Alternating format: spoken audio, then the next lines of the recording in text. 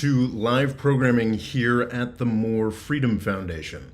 Today we are talking about the insanity we are watching unfolding in Russia. I think as we get into this, we will talk about this. We will talk about what an absolute poop show Russia is right now, what a disaster this is. And I think we'll be tempted, and I'm sure I'll fall into this as we're going along, to sort of make it kind of funny and talk about how crazy this is and how humiliating this is for Putin. And yes, this is good for the Ukrainians, and that's great. But I don't think we should ever lose touch with just how fundamentally scary this is. This is a nuclear power that is currently looking like it may start falling apart. This is like 19th century instability. We're talking about an insurgent group of mercenaries that is currently doing a march on Moscow. It's ridiculous. It is funny in some ways, but mostly it's horrifying. This is a country with 6,000 nuclear weapons. This is no bueno, folks. Some preliminaries. This will not be the full 2-hour, the typical 2-hour live stream. I mean, maybe it will, but I'd be surprised. I've got a few points I want to make. I want to do sort of a small overview of what is happening, and then maybe we'll take some questions.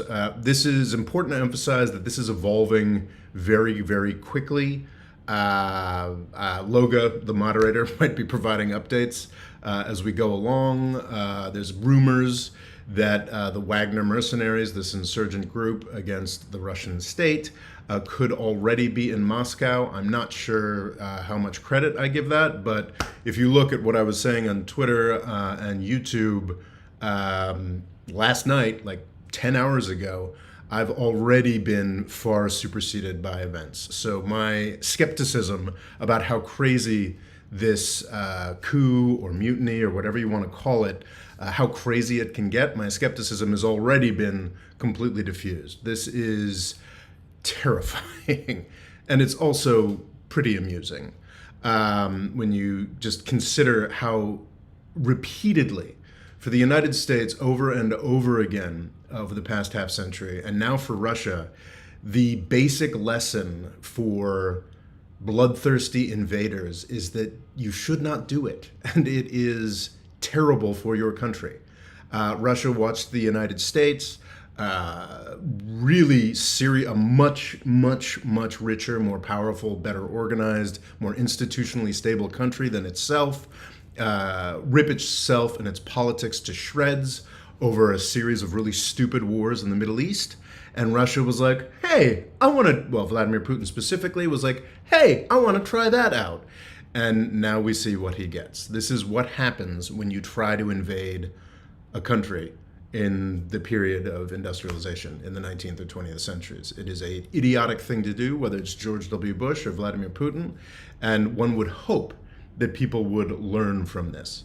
But it's a really terrifying lesson. It's a very terrifying place to be this morning, where a country with 6,000 nuclear weapons is looking incredibly unstable. It is very grim.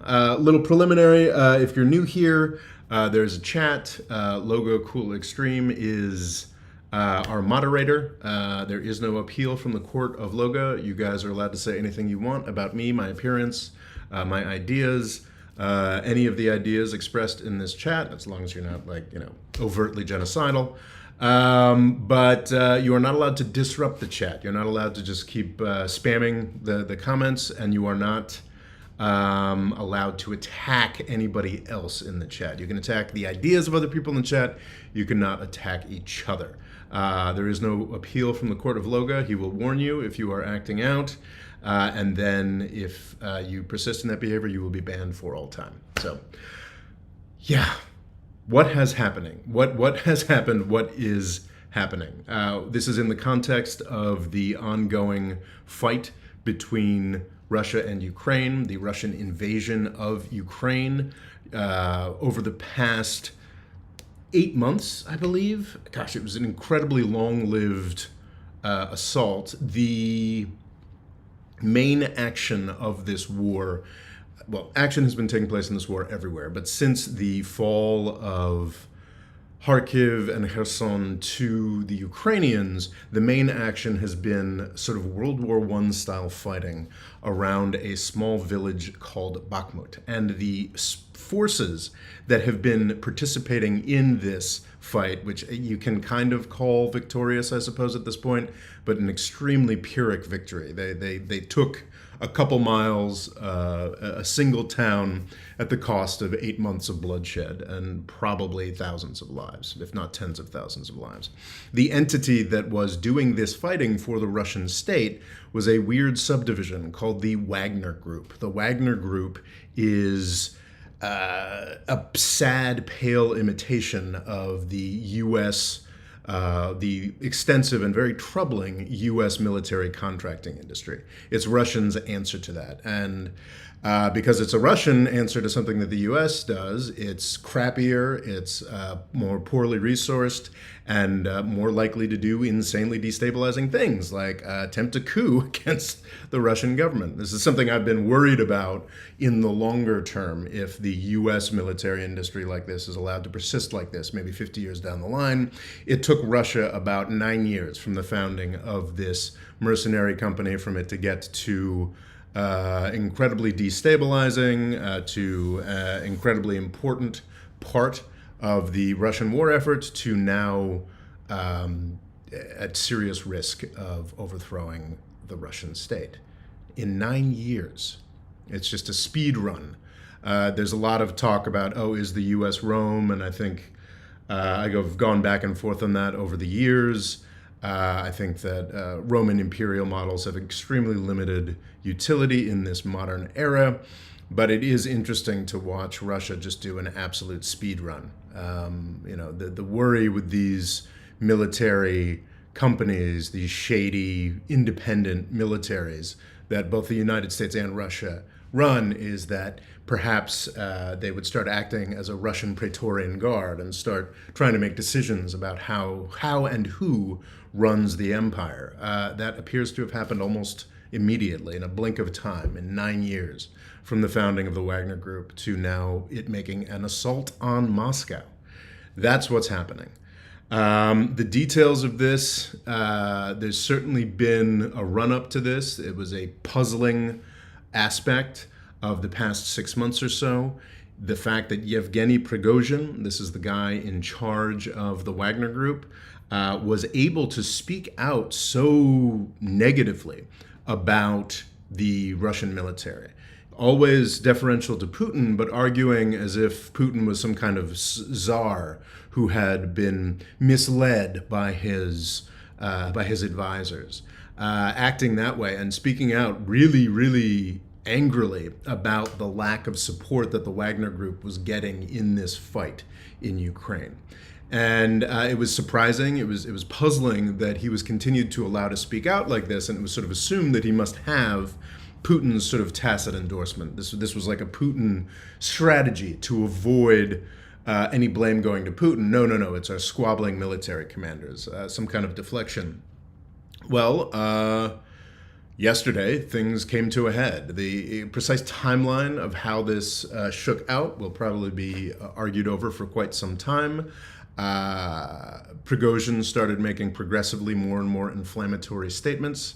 At some point, talking about how he would, how essentially declaring a kind of war on the Russian military itself, the Russian military leadership. And then he started moving. At 10 p.m. last night, I was still entertaining the idea that this was all virtual. This was some kind of potentially some kind of ruse meant to trick the Ukrainians. That appears to not be the case. We now have, by the time I went to bed at midnight last night, we had confirmation that Wagner forces are moving, and they are moving in a big way. I've prepared some crappy maps for you.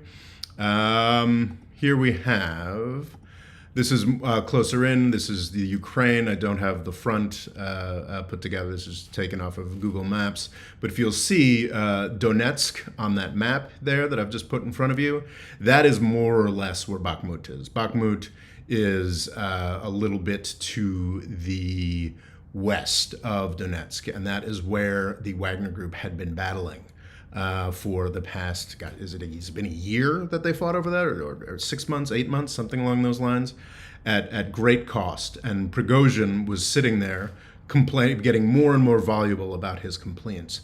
Yesterday, or last night, apparently, the Wagner Group, there's estimates of how many forces are under Prigozhin at this point. With the Wagner Group, they vary from 25,000 to 50,000, or how many he actually has marching with him right now.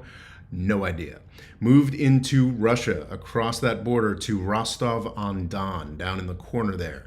Rostov-on-Don, my understanding is that is more or less the headquarters for this entire Russian fight, or at least the southern front in Ukraine, against the Russian fight against the Ukrainians. With shocking ease, the Wagner forces took control of Rostov-on-Don.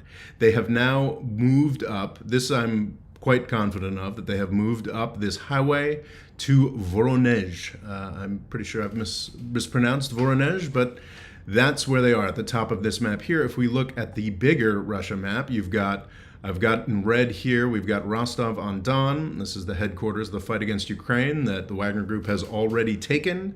Voronezh, where they've apparently already moving through or have some parts of. And apparently, depending on who you believe about the news, this morning, I guess it's now afternoon or early evening in Moscow, they could be closing in on the capital. This is nuts. It's important to emphasize that this Wagner force, I don't know if Prigozhin is marching himself or just sending folks forward. There's footage of Prigozhin in Rostov-on-Don. Perhaps he's still there while he sent forces forward. I don't know. I don't know if there's hundreds of folks. We don't know if it's thousands of folks. The reason they're able to get away with this is that most Russian forces are involved in a very serious war on Ukraine and invasion. There was mass mobilization of these troops in the fall of 2022 of the Russian population. So what is the hair doing? It's expected that there will be hundreds of thousands. It is understood that there are hundreds of thousands of Russian troops active in Ukraine at this moment, and they are heavily maintaining fortified spaces. So that it's sort of horrifying World War I style trench warfare defenses that the Ukrainian offensive announced a couple weeks past has not had much success against. So no matter how small Prigozhin's forces are that are marching on Moscow at this point, there's little to stand in their way. It's mostly police forces. And particularly horrifyingly, there are many factions in Russia. There are many different military companies, what have you. The chief factions, or at least the most famous factions, are the Wagner Group under Prigozhin and the Chechens under Ramzan Kadyrov, whatever is his last name. Kadyrov is a particularly terrifying individual, the strongman that Putin has worked with over the past decade and a half, 2 decades now. Kadyrov is relatively young. I think he's probably in his 50s. And he's gotten a quite famously has or used to have an amusing Instagram presence. But he is supposedly fanatically loyal to Putin and in charge of very serious, very battle-hardened Chechen forces who are no doubt experienced from fighting on both sides of the Chechen wars of the 90s and the aughts. And these folks are apparently steaming towards Rostov-on-Don, perhaps to clash with Prigozhin's forces. I think it's worth mentioning, and this could no longer be true by the end of this broadcast, but I think it's worth mentioning that thus far, this has been surprisingly bloodless. I'm sure a handful or a couple dozen people must have been killed or at least roughed up if we're talking about serious military columns moving forward. My understanding, some helicopters have been shot down. But as far as large-scale clashes between Wagner Group and Russian military forces, I don't believe that that has happened quite yet. This is an artifact of the fact that most Russian military forces are entrenched in Ukraine right now. But it also could be that there's a real reluctance to actually take this full step into civil war. What Prigozhin is up to can be described as, has been described in a variety of ways. Mutiny, I think, is the term that's most often used. I think there are folks who would quibble with my describing what's going on in Russia right now as a coup, but it is, that's the approach that makes the most sense to me, frankly, calling it a coup. It is... I guess technically he's not. Well, actually, after Putin finally, much later, 12 to 16 hours after this whole dynamic had started, Putin did finally take to the airwaves. I have not watched that in detail, but my understanding is he was much more straightforward about calling Prigozhin a threat and a traitor than he had been at any point thus far. I'm not sure what Prigozhin's reaction is to that. But at least up until Putin's proclamation, Prigozhin was very careful to not critique Putin, but to critique the people around him and talk about how he's being poorly advised, that sort of thing. So folks were quibbling about calling it a coup because, he doesn't really want to overthrow the president. He just wants to overthrow the military.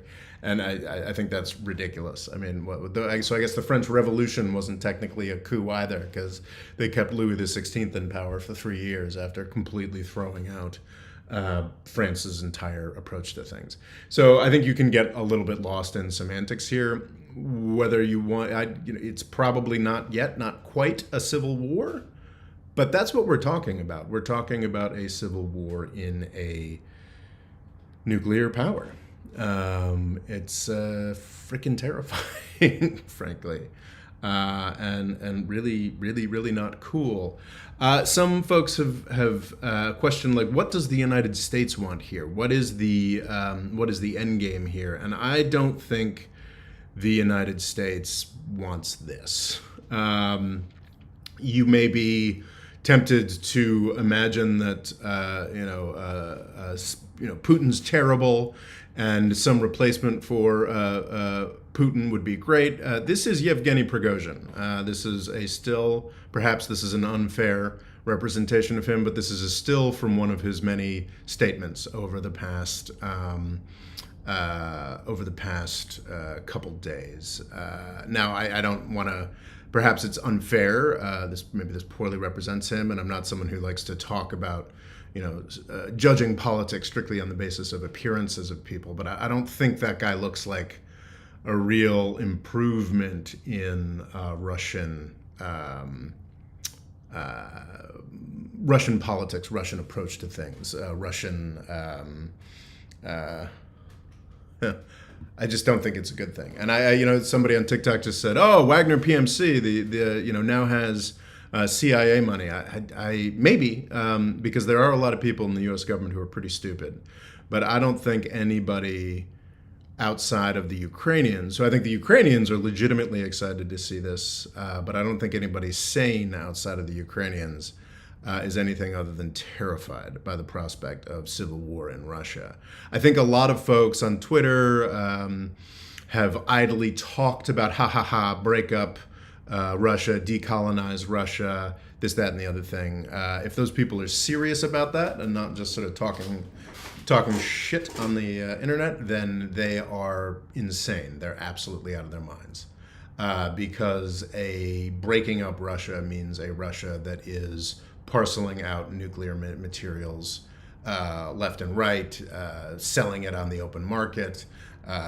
Probably unlikely that folks engaged in civil war in Russia are going to nuke each other, but they would become much more likely to nuke Ukraine. And honestly, going from Putin to Prigozhin to whoever comes next, this is the way that revolutions work. They get worse, they get crazier, they get more and more disruptive. And to see that process starting in Russia is absolutely terrifying. It's not good, folks. Let's talk a little bit more about Wagner Group specifically. I'll confess that I've sort of avoided doing the really deep dives on Wagner Necessary, largely because it's quite confusing. This is absolutely, the Wagner Group is absolutely an example of Russia learning from watching the United States. Over the course of the war on terror, specifically our abortions in Iraq and Afghanistan, the United States government came to rely more and more heavily on mercenary armies. Eric Prince and Blackwater are great examples of this. One of the chief benefits, the chief benefit of this contracting structure, as it is everywhere in the US government, whether we're talking about mercenaries or buying pencils or accounting services or IT or whatever, the principal benefit of this structure, which is something that Russia has very much learned from, is corruption. The ability for the private sector to run off with as much government money as possible. That's the main thing that contracting does. You know, why employ somebody that you can pay $200,000 when you can employ a whole business to pay millions of dollars that can be sliced off by congressional buddies and other corrupt entities. That's what contracting is fundamentally. Secondarily, and certainly Russia didn't need to learn from the United States how to be corrupt, but they saw what an incredible opportunity for corruption U.S. mercenary companies had provided and decided to get in on that. The other great benefit is the deniability of casualties. For Russia, less so, but also for less so than the United States. But it is the case that bodies coming home in caskets of soldiers is a really bad thing politically. Wagner has provided that deniability. Wagner was founded as part of the... Talking about Wagner founding can be a little problematic. I'll talk about that in a second. But the entities, the combined groups of entities, the network that is the Wagner Group got its start in Russia's invasion of Ukraine. They were looking for deniable military forces, and apparently the networks that are Wagner started becoming more important in the 2014-2015 fight of the Donbass and the Donetsk and Luhansk republics in the Donbass region of Ukraine against the Ukrainian central government. Deniable forces of the Russians in those areas fighting against the Ukrainian government. They have since been deployed everywhere the Russian state has an interest, and many places beyond. I think it can be overstated the degree to which Russia is interested in Africa. Certainly, the Russian government likes prestige, but mostly this mercenary group is present in Libya because it's U.S. allies paying for them to be there. Their interactions in Sudan, their interactions in the Central African Republic specifically are things that I've talked about in other capacities on the channel. I'd encourage you to check them out. But it is it's a money-making enterprise. And it's a money-making enterprise that allows the Russian state to take actions without killing Russian soldiers. I think this can be... The extent to which the Wagner Group is one thing is something that is becoming more solidified and has become more solidified in 2022 and beyond.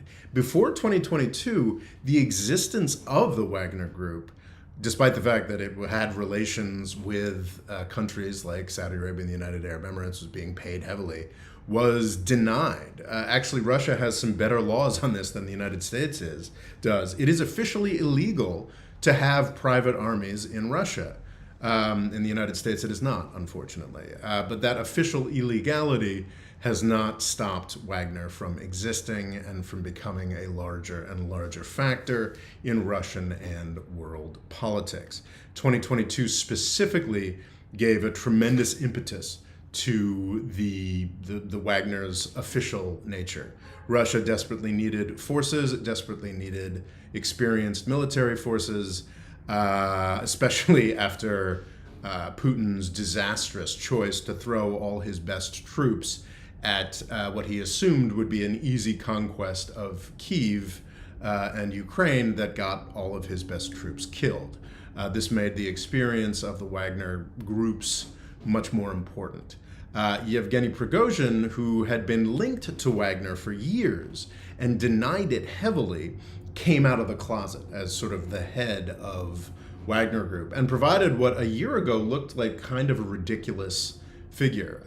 Prigozhin is known as Putin's chef. The core of his oligarch fortune seems to be the operating catering contracts for the Kremlin. Somehow he managed to take a series of catering companies up to net worth reckoned to be in the billions of dollars. This guy has traditionally been sort of a besooted oligarch. If he's not, standing behind Putin pouring a glass of wine for him, it's sort of a much more tame way of presenting himself than what we've been seeing over the recent months and especially days. It's sort of an interesting parallel. It's kind of the Zelensky switch from comedian to hard-bitten military leader in his, green fatigues, no matter what occasion he's a part of. Prigozhin has also participated in that kind of sort of branding. And it's very strange just how quickly this guy has evolved from sort of sinister oligarch figure into outright military leader. It is incredibly troubling development. And it is, again, an illustration of just how absolutely insane it is that Russia decided to invade Ukraine. These sorts of reactions were fairly easy to predict. Again, the United States has truly cheapened itself, brutalized itself, become a less civilized country because of what it has done in the Middle East over the past 20 years, murdering 1 million people. The effects in the Middle East have been tragic, but I think less emphasized have been the incredibly warping effects in the United States. Spencer Ackerman, a great national security reporter, wrote a pretty important book called Reign of Terror, pointing out that it's pretty impossible to conceive of Donald Trump becoming president of the United States without the extraordinary failures in Iraq and Afghanistan. That's just one aspect. If you look at the hyper-militarization of our police, our border, our hyper-securitization, we're certainly not going to see Blackwater troops marching on Washington, D.C. in my lifetime. Well, I don't think so. I didn't expect January 6th either, and that happened.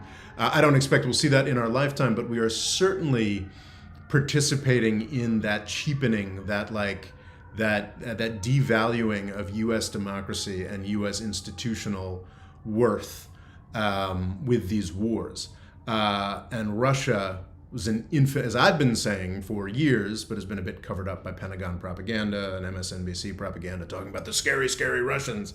Russia's very clearly been a country with much more limited institutional strength and legitimacy than the United States has. And it's really taken, 14 months of attempting to crush their neighbors to just see the place fall apart. I was never fooled by the Putin picture. I've been mocking Russia's victories in Syria and elsewhere that, places like the Washington Post and the Atlantic have been so eager to trumpet as this terrifying justification for our defense budgets.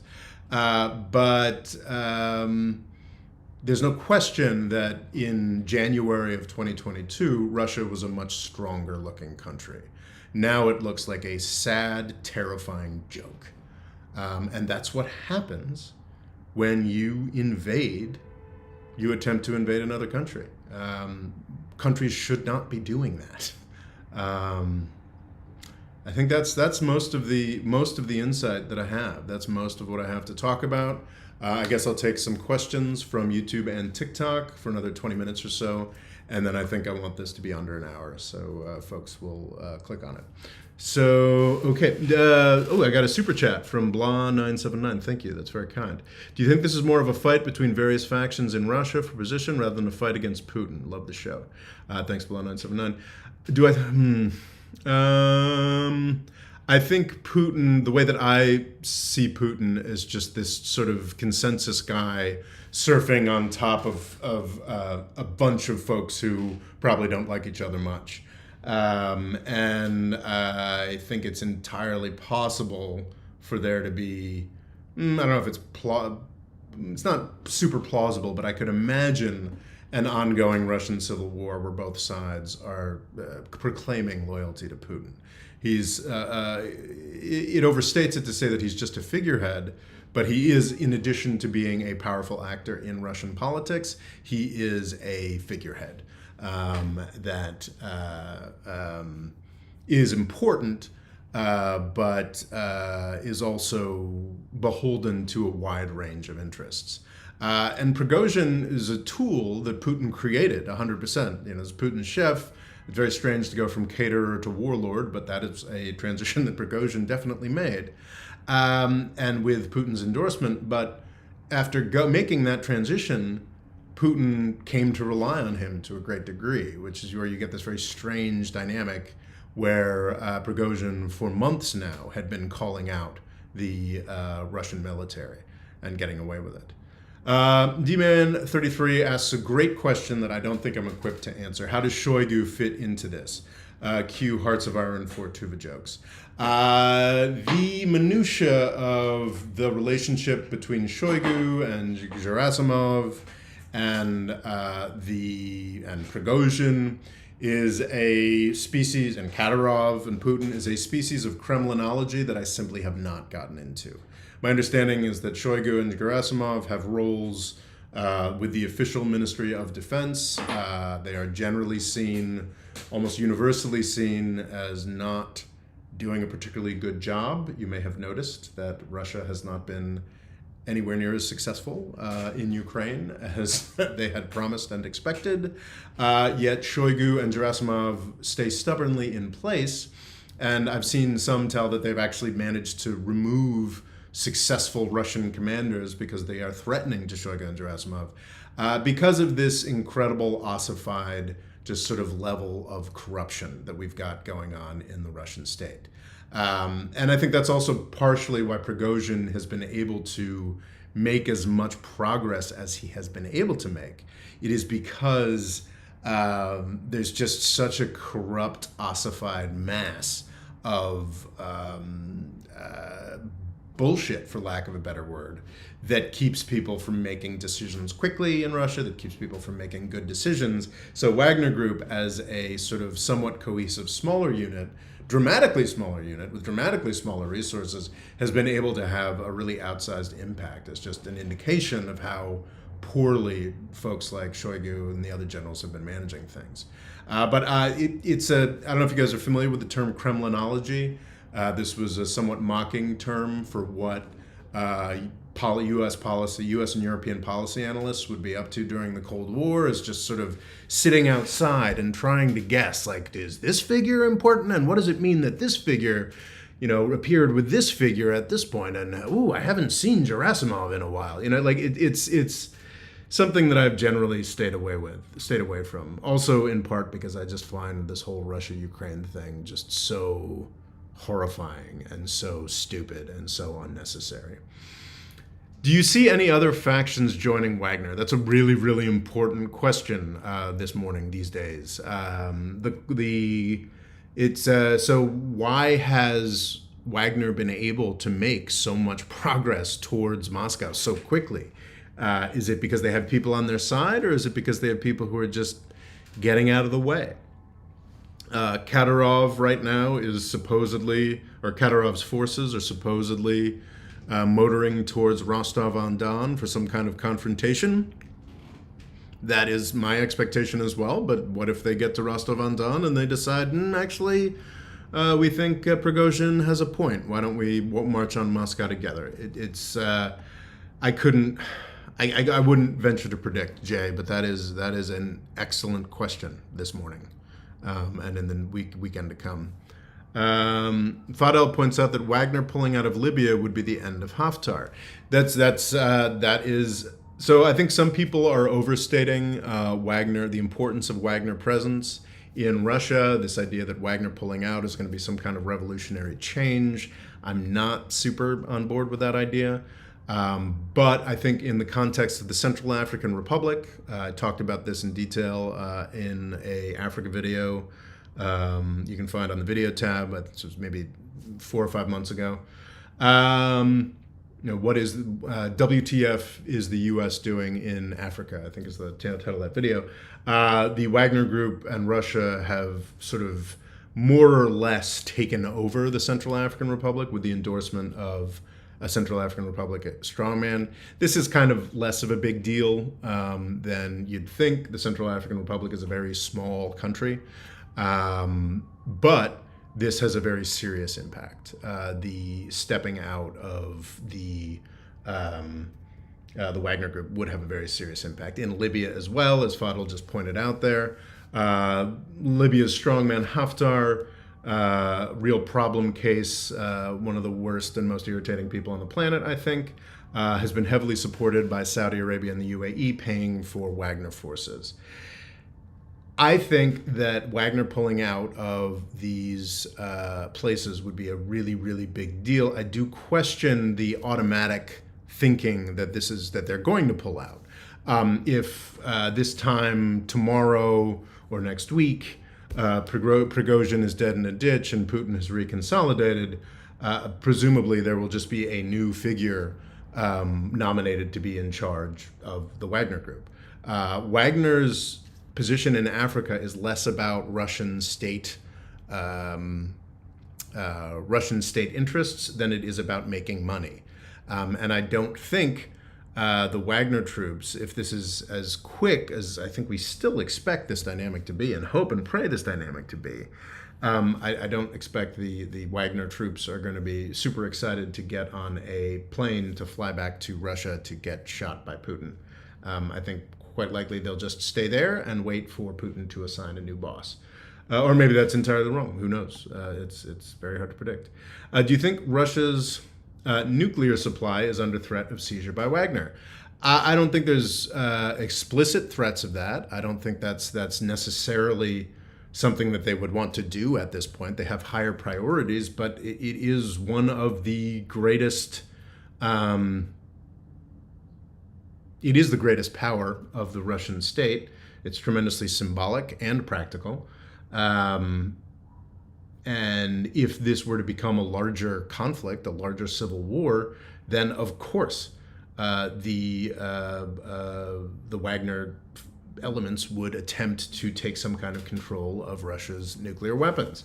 I have not verified this. I did see somewhere that apparently there are nuclear weapons present in the south of Russia, close to territory that the Wagner Group has already taken. Now, hopefully we're getting far, far ahead of ourselves here. Hopefully either Prigozhin is crushed immediately or Prigozhin is really just trying to make some kind of point or something like that, and we have a stable Russian government on Monday or Tuesday.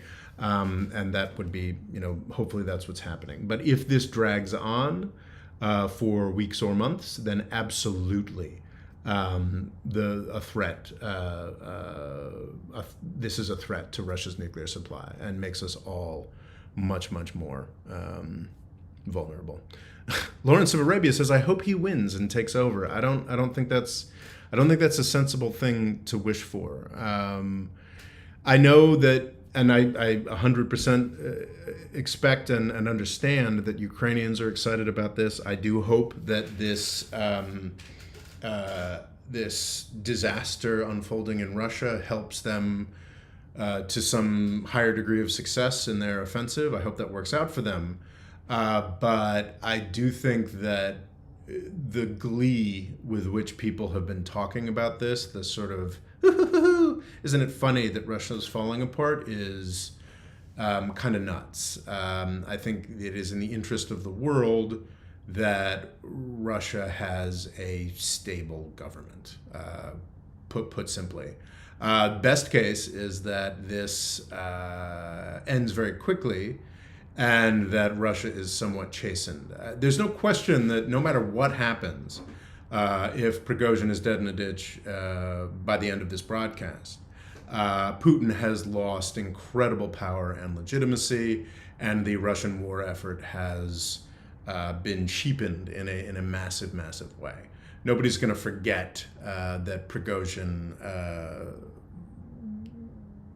made many statements of betrayal and anger at the corruption of the Russian military.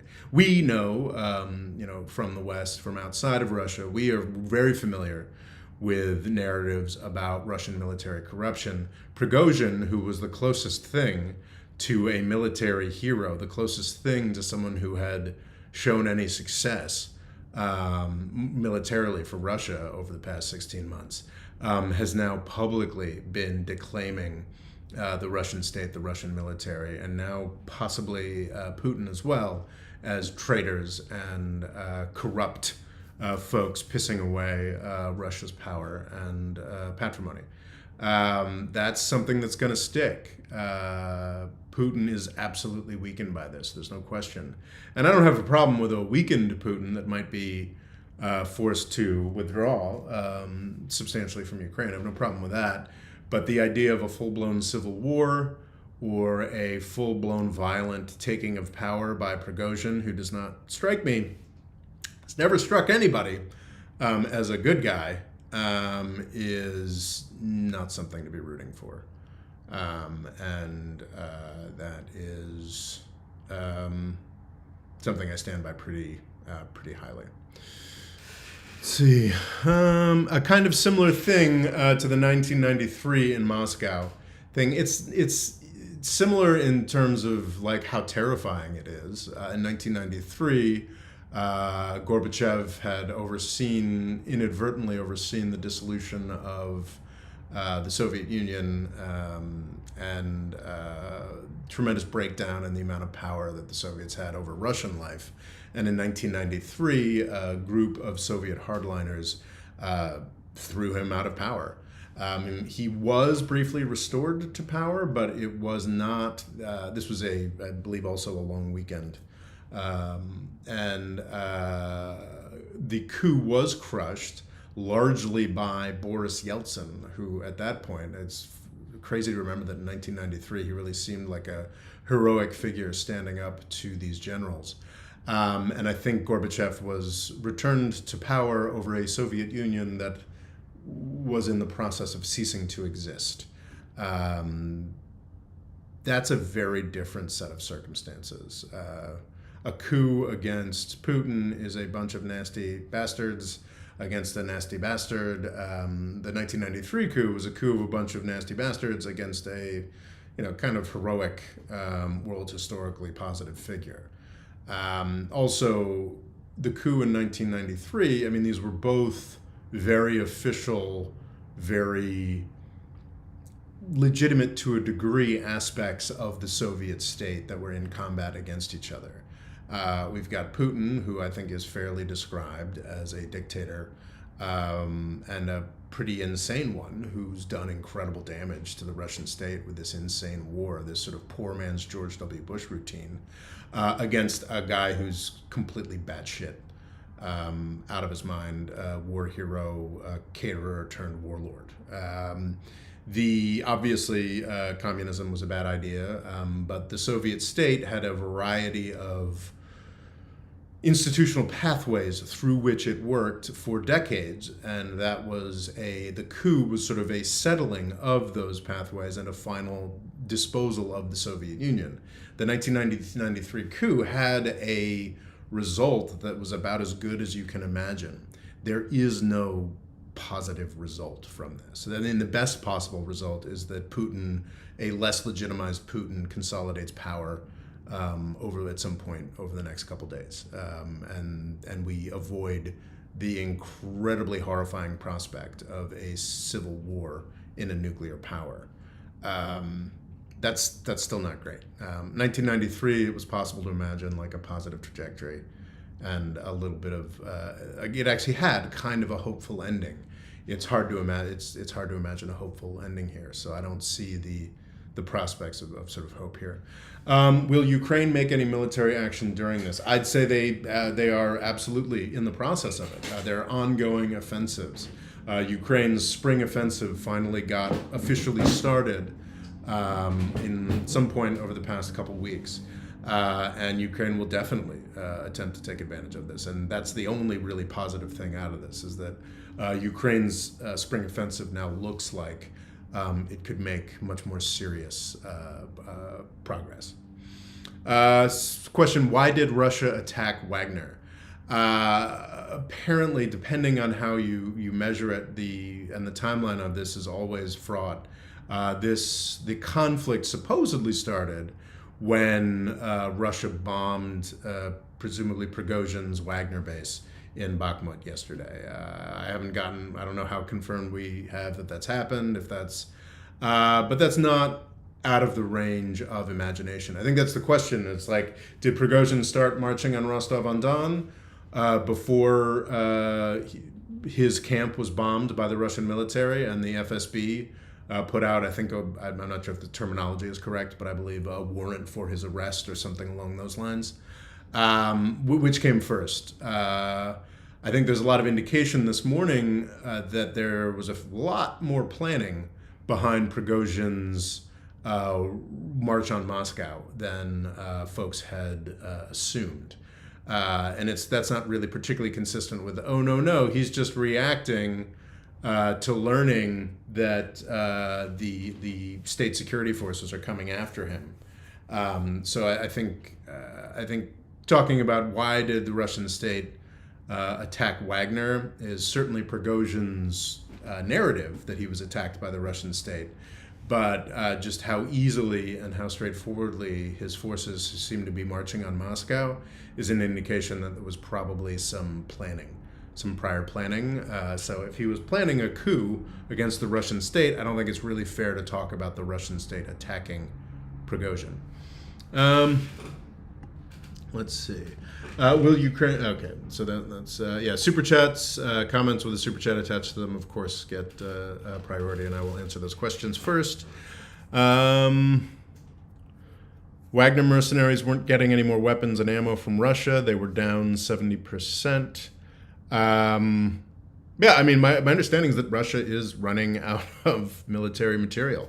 And obviously, Prigozhin and Wagner, as the forces doing the most fighting, making the most progress, believed that they had a higher claim on the diminishing Russian military resources. And obviously, the other 300,000 mobilized military forces and their commanders thought differently. So I don't like the Russian state, but also I don't think we should all be sort of uncritically swallowing Prigozhin and Wagner's narratives here. Someone said the CIA did this. No question that the Ukrainian government and U.S. intelligence officials would have been doing whatever they could to cultivate Prigozhin and foster division. But I'm not. I don't. And I think the Ukrainians are very happy with this result. I don't think the CIA or the U.S. government is particularly happy with how terrifying what's going on here is, or at least they shouldn't be. This is worth emphasizing.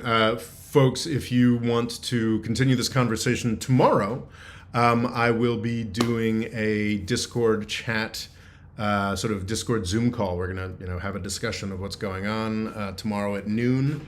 That's Sunday at noon Eastern Standard Time. Unfortunately, that is only available to the patrons. So you can only have that. You can only participate in that conversation if you sign up on Patreon.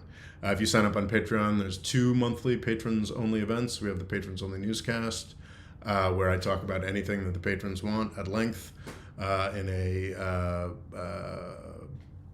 format much like this. And then also we have the patrons sort of Discord chat, which is kind of like a Zoom call.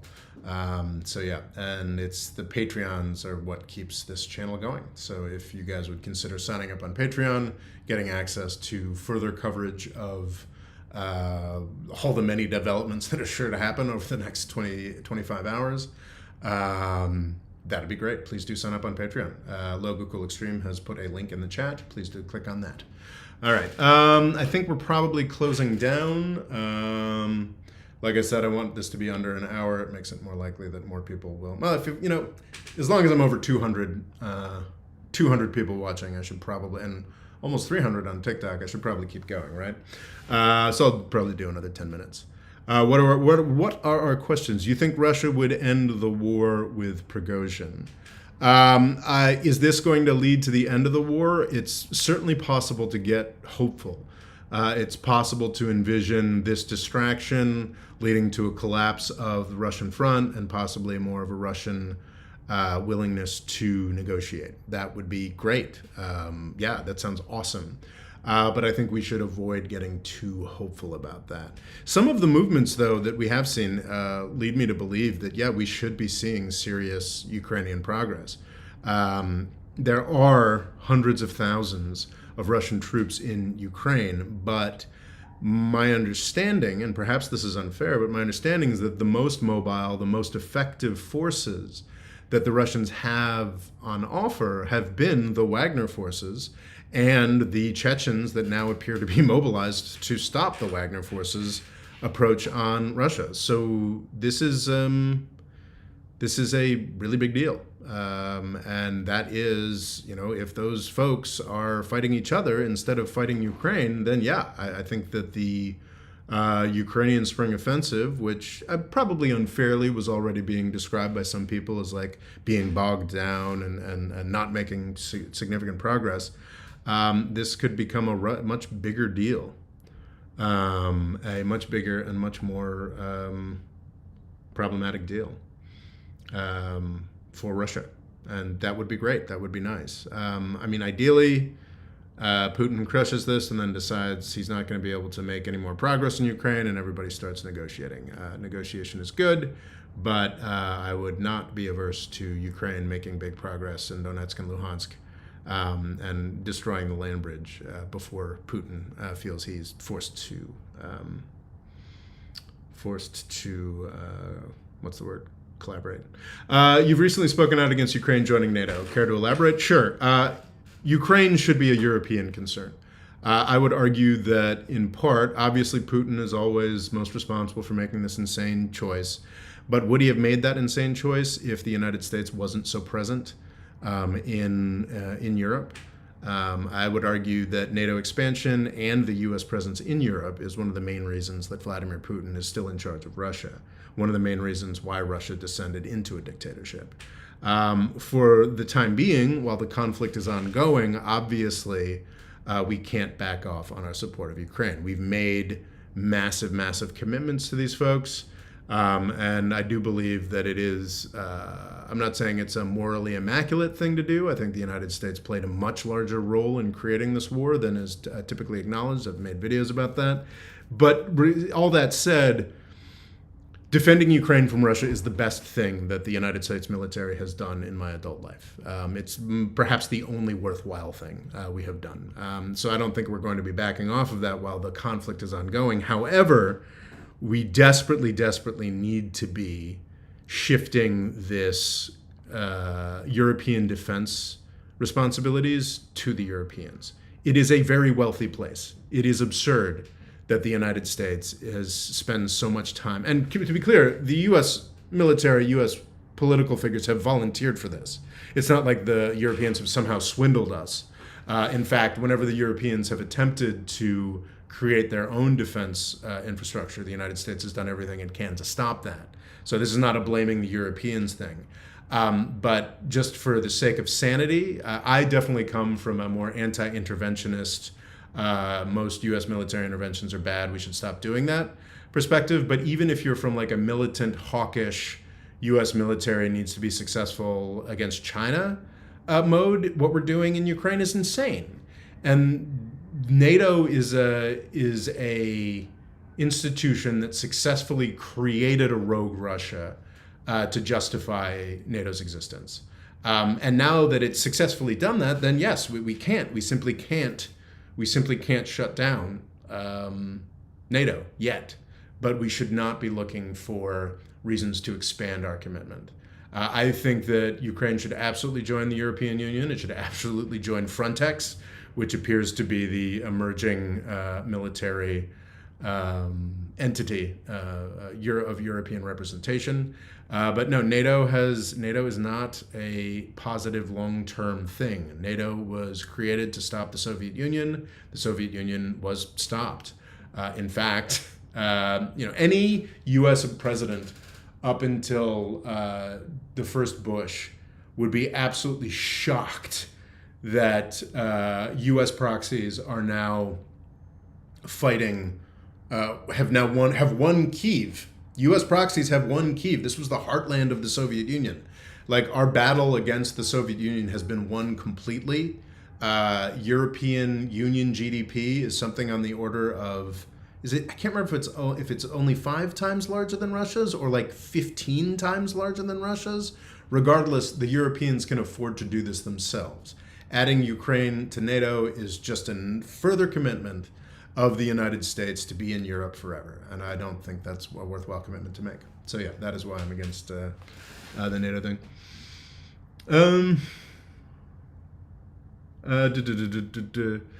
What do you think China will do in all of this? I think China is probably just sort of sitting on the sidelines being kind of like amazed and horrified.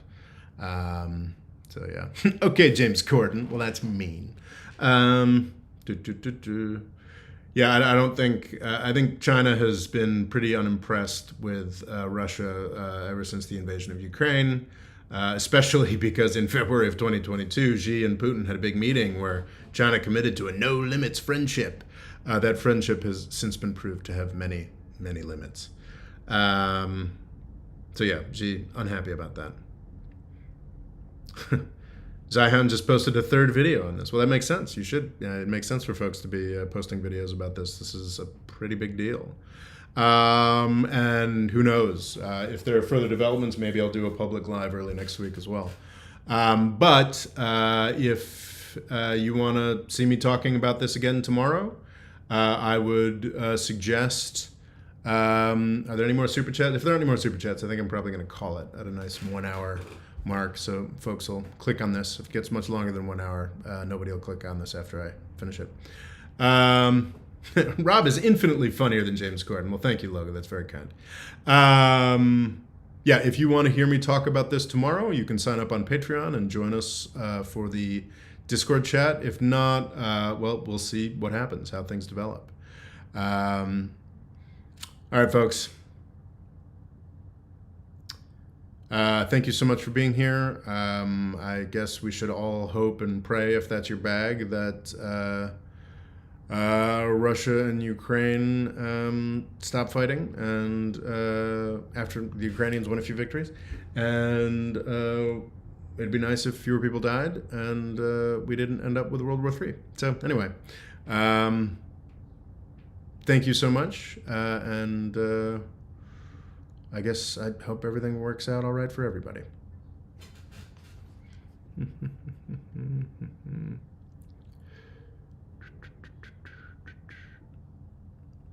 Logo, do you want to put the link to the... actually, no, there's the Patreon link in the description, I think. So yeah, hopefully see you there.